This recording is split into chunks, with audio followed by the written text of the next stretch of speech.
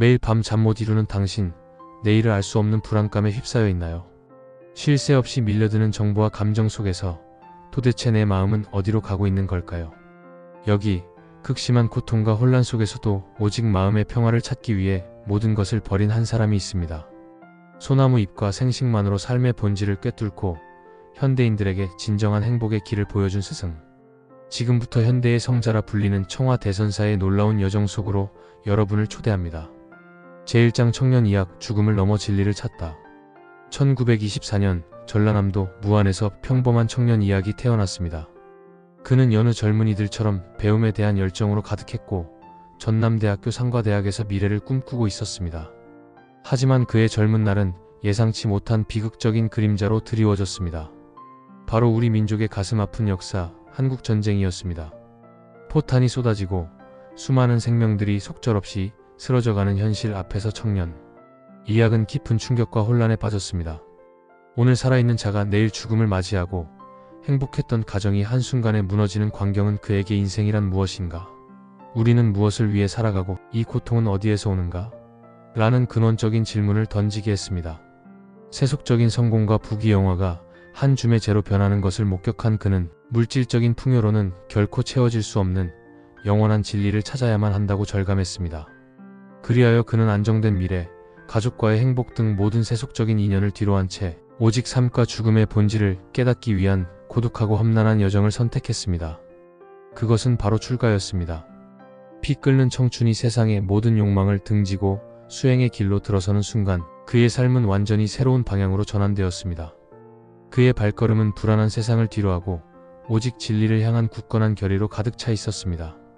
이 젊은 구도자의 용기 있는 선택은 훗날 수많은 이들에게 큰 울림을 주게 될 지혜의 씨앗이 되었습니다. 제2장 가장 낮은 곳으로 가장 치열하게 출가를 결심한 청년 이학, 그는 이제 청화라는 법명을 얻고 본격적인 수행의 길로 접어들었습니다. 하지만 그의 수행은 보통의 수행과는 차원이 달랐습니다. 스님은 인간을 얽매는 가장 큰 번뇌의 근원이 바로 식욕, 수면욕, 색욕이라는 것을 간파했습니다. 이 세 가지 욕망을 극복하지 않고서는 결코 마음의 본질에 다다를 수 없다고 믿었습니다. 그리하여 청화 스님은 스스로에게 극단적인 시험을 자처했습니다. 그는 오랜 기간 동안 오직 소나무 잎과 생식 익히지 않은 음식만을 섭취하며 몸의 욕망을 제어했습니다. 추운 겨울에도 난방 없이 얇은 옷 한 벌로 동굴이나 토굴에서 홀로 정진했습니다. 인간이라면 누구나 느끼는 배고픔과 추위, 졸음과의 처절한 싸움. 이는 단순한 고행이 아니었습니다. 자신의 몸과 마음을 극한까지 밀어붙여 육체라는 감옥에 갇힌 진정한 나를 찾아내기 위한 처절한 몸부림이었습니다. 스님의 수행은 마치 활활 타오르는 불길 같았습니다. 번뇌의 껍질을 태워버리고 오직 순수한 깨달음의 빛만을 남기기 위한 과정이었죠. 한편으로는 대단히 엄격했지만 다른 한편으로는 지극한 자비심에서 우러나온 것이기도 했습니다. 그는 자신을 먼저 정화함으로써 훗날 중생들에게 진정한 길을 보여주고자 했던 것입니다. 이처럼 철저하고 고독했던 구도의 시간들이 쌓여 청화 스님은 단순한 수행자를 넘어 현대의 성자로 거듭나기 시작했습니다. 그의 발자취 하나하나에는 인간의 번뇌를 끊어내려는 굳건한 의지와 진리에 대한 변함없는 믿음이 담겨 있었습니다. 제3장 길은 하나가 아니다. 연불선의 탄생. 깊은 산속 토굴에서 밤낮 없이 정진했던 청화 스님. 그는 오랜 수행 끝에 마음의 본질과 깨달음의 이치를 깊이 통찰하게 되었습니다. 하지만 동시에 스님은 안타까운 현실을 마주했습니다.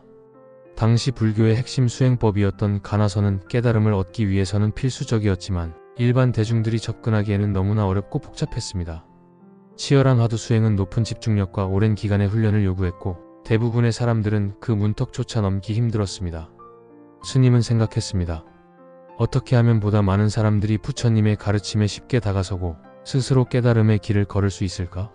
이 깊은 고뇌 끝에 스님은 대중적인 수행법인 연불과 깊은 통찰을 위한 참선을 결합한 독창적인 수행법을 창안하게 됩니다. 그것이 바로 연불선입니다. 스님은 연불선이 기존의 선에 연불의 신심이 더해져 집중력이 약한 사람도 쉽게 몰입할 수 있으며 깨달음에 이르는 힘이 더욱 커진다고 가르쳤습니다. 나무 아미타불 6글자에는 우주 만물의 진리가 담겨 있으며 그 소리를 끊임없이 부르고 그 소리가 어디에서 오는지를 깊이 관할 때 산란했던 마음이 하나로 모이고 진정한 나를 찾을 수 있다는 것이었습니다. 연불선은 복잡한 이론이나 특별한 지식이 없어도 누구나 바로 실천할 수 있는 강력하면서도 자비로운 수행법이었습니다. 청화 스님은 이 연불선을 통해 깨달음의 문턱을 낮추고 더 많은 이들이 부처님의 지혜에 다가설 수 있도록 넓은 길을 열어주셨습니다. 그의 자비로운 통찰은 불교 대중화에 큰 획을 긋는 계기가 되었습니다. 제사장 연불선이란 무엇인가? 실천편. 그렇다면 청화 스님이 창안하신 연불선은 구체적으로 어떻게 실천하는 것일까요? 스님은 연불선이 단순한 구호 외침이 아니라 깊은 마음 관찰을 동반하는 명상법임을 강조하셨습니다. 첫 단계는 나무아미타불 6글자를 소리내어 부르는 것입니다. 이때 중요한 것은 입으로만 외우는 것이 아니라 마음을 모아 간절하게 그리고 또렷하게 부르는 것입니다. 소리를 내어 연불하는 것은 흩어진 마음을 하나로 모으는 가장 기본적인 훈련입니다. 마치 맑은 물에 흙탕물이 가라앉듯 연불 소리에 집중하면 번잡했던 생각이 차츰 고요해집니다. 다음 단계는 자신이 내는 연불 소리를 듣는 것입니다. 입으로 소리를 내면서 그 소리가 내 귀에 들리는 것을 알아차리는 것이죠. 이 과정에서 우리는 소리를 내는 주체와 소리를 듣는 주체가 결국 하나임을 어렴풋이 느끼게 됩니다. 그리고 마지막 단계는 가장 깊은 참선의 영역입니다. 이 연불 소리는 어디에서 오는가? 이 소리를 내고 듣는 근원은 무엇인가? 하는 의문을 가지고 자신의 마음 깊은 곳을 관하는 것입니다. 마치 거울을 닦아내듯 마음속 번뇌와 망상을 하나하나 걷어내고 오직 순수한 마음의 본질을 찾아가는 여정입니다. 청화 스님은 연불선을 통해 마음을 하나로 모으는 훈련을 꾸준히 한다면 누구나 내면에 잠재된 부처의 지혜를 발견하고 참된 평화와 행복을 얻을 수 있다고 가르치셨습니다. 연불선은 특별한 장소나 도구가 필요 없습니다. 걷는 동안, 일하는 동안, 잠자리에 들기 전 언제든 마음만 있다면 실천할 수 있는 생활 속 수행법입니다. 지금 이 순간 여러분도 잠시 눈을 감고 나무아미타불을 조용히 따라 불러보세요. 그 소리 속에 담긴 깊은 평화를 느낄 수 있을 것입니다. 제5장 곡성 태안사 지혜의 샘이 되다. 청화 스님의 수행과 가르침이 가장 깊이 뿌리내린 곳은 바로 전라남도 곡성에 위치한 고즈넉한 사찰 태안사였습니다. 스님은 이곳 태안사에서 오랜 세월 추적하며 수많은 제자들을 길러내고 찾아오는 모든 이들에게 지혜의 샘물 같은 법문을 설하셨습니다. 스님의 명성이 알려지면서 태안사에는 전국 각지에서 스님을 찾아오는 발길이 끊이지 않았습니다. 지친 마음을 위로받고 싶은 이들, 삶의 방향을 잃어 방황하는 이들, 혹은 진정한 수행의 길을 묻는 구도자들까지 스님은 그 어떤 사람도 차별하지 않고 따뜻하게 맞아주셨습니다. 스님은 찾아오는 사람들의 배경이나 지식 수준에 맞춰 가장 쉽고 명쾌한 언어로 불교의 가르침을 전달했습니다. 어려운 경전의 내용을 일상의 비유를 들어 설명하고 각자의 번뇌에 맞는 맞춤형 조언을 아끼지 않았습니다. 스님의 법문은 마치 메마른 대지에 내리는 단비 같았습니다. 사람들은 스님의 가르침 속에서 각자의 고통에 대한 해답을 찾았고 흩어졌던 마음을 다잡고 새로운 희망을 품고 돌아갔습니다. 태안사는 단순한 사찰을 넘어 번뇌에 지친 현대인들에게 마음의 안식처이자 지혜를 얻는 배움의 장이 되었습니다. 스님의 온화한 미소와 자비로운 말씀은 태안사의 맑은 공기와 푸른 자연과 어우러져 이곳을 방문하는 모든 이들에게 깊은 평화와 위안을 선사했습니다. 청화 스님은 태안사를 통해 대중과 함께 호흡하며 불법을 실천하고 중생을 제도하는 참된 보살행을 몸소 보여주셨습니다. 태안사의 대웅전에는 지금도 스님의 가르침이 고요히 울려 퍼지는 듯합니다. 수많은 이들의 삶을 밝혀준 지혜의 등불, 청화 스님의 자비로운 숨결이 느껴지는 곳입니다. 제6장 남겨진 가르침 마음을 하나로 모으라. 청화 스님이 평생에 걸쳐 가장 강조했던 가르침은 바로 일심입니다. 스님은 모든 존재의 고통과 번뇌가 바로 마음이 흩어져 있기 때문이라고 설파하셨습니다. 현대 사회를 살아가는 우리는 수많은 정보와 욕망, 그리고 감정의 파도 속에서 마음이 갈피를 잡지 못하고 이리저리 흔들리는 경우가 많습니다. 과거에 대한 후회와 미래에 대한 불안으로 현재의 순간을 온전히 살지 못하고 다른 사람과의 비교 속에서 불필요한 경쟁심과 좌절감에 시달리기도 합니다. 스님은 이러한 마음의 분열 상태가 바로 고통의 근원이라고 보셨습니다. 그리고 이 흩어진 마음을 하나로 모으는 것, 즉 일심을 이루는 것이 모든 번뇌에서 벗어나 참된 평화와 행복에 이르는 유일한 길이라고 가르치셨습니다. 스님은 연불선을 통해 나무아미타불이라는 한 생각에 집중함으로써 마음을 하나로 모으는 훈련을 강조했습니다. 한 생각에 집중하면 다른 잡념들이 저절로 사라지고 마음은 고요하고 맑아지게 됩니다.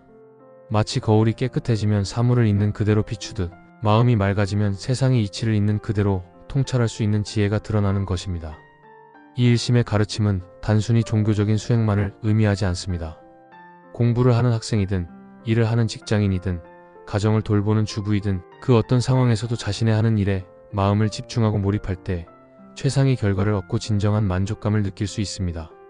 이것이 바로 스님이 전하고자 했던 삶의 지혜이자 마음을 다스리는 보편적인 원리였습니다. 청화 스님은 마음을 하나로 모으라는 간결하지만 강력한 메시지를 통해 혼란스러운 시대를 살아가는 우리에게 진정한 삶의 이정표를 제시해 주셨습니다. 제7장 제자들이 기억하는 스승 청화. 청화 스님의 가르침은 수많은 사람들의 삶을 변화시켰고 그들의 가슴속에 영원한 스승으로 남아 있습니다. 스님을 직접 모셨던 제자 스님들과 오랜 시간 함께했던 신도들은 청화 스님을 어떤 분으로 기억하고 있을까요? 스님은 항상 온화한 미소를 띠고 계셨지만 수행에 있어서는 한치의 흐트러짐도 없으셨어요. 저희는 스님의 철저한 자기 관리를 보며 진정한 수행자의 모습을 배울 수 있었습니다. 제가 가장 힘들었을 때 스님께서는 제 이야기를 묵묵히 들어주시고는 다 지나갈 일이다. 마음을 한 곳에 모아라 라고 말씀하셨어요. 그 한마디가 제 삶을 다시 일으켜 세우는 힘이 되었습니다. 어려운 불경의 내용도 스님의 입을 거치면 마치 쉬운 동화처럼 들렸어요. 저희의 눈높이에 맞춰서 설명해 주시니 불교가 결코 멀리 있는 것이 아니라는 것을 깨닫게 되었죠. 스님은 찾아오는 사람들의 번뇌를 자신의 고통처럼 여기셨고 그들의 아픔을 덜어주기 위해 모든 노력을 기울였습니다. 때로는 따끔한 질책으로 나태함을 일깨우기도 했지만 그 바탕에는 항상 깊은 자비심이 있었습니다. 그의 가르침은 단순히 지식을 전달하는 것을 넘어 사람들의 마음 깊숙이 스며들어 내면의 평화를 찾도록 이끌었습니다. 스님은 겉으로 드러나는 위엄보다는 삶으로 보여주는 진정한 지혜와 자비심으로 많은 이들의 진정한 스승이 되었습니다. 제자들이 기억하는 청화 스님은 그 어떤 화려한 수식어도 필요 없는 오직 참된 수행자이자 자비로운 스승 그 자체였습니다. 그의 가르침은 지금도 수많은 사람들의 마음속에서 살아 숨쉬고 있습니다. 제8장 지금 여기 우리를 위한 가르침. 2003년 청화 대선사께서는 세속의 인연을 다하고 열반에 드셨습니다. 하지만 스님이 남기신 가르침은 여전히 우리 곁에 살아 숨쉬며 혼란스러운 시대를 살아가는 우리에게 귀한 지혜의 등불이 되고 있습니다. 마음을 하나로 모으라는 스님의 가르침은 비단 불교 수행자에게만 해당되는 이야기가 아닙니다. 그것은 현대사회를 살아가는 우리 모두에게 가장 필요한 삶의 기술이자 진정한 행복을 찾기 위한 보편적인 원리입니다. 잠시 멈춰서서 스스로에게 물어보십시오. 나의 마음은 지금 어디를 향하고 있는가? 이 과거의 후회에 갇혀 있지는 않은지, 미래의 불안에 쫓기고 있지는 않은지, 혹은 타인의 시선에 휘둘리고 있지는 않은지 말입니다. 청화 스님은 마음을 고요히 하고 한 생각에 집중할 때 비로소 진정한 자신을 만나고 삶의 의미를 찾을 수 있다고 가르치셨습니다.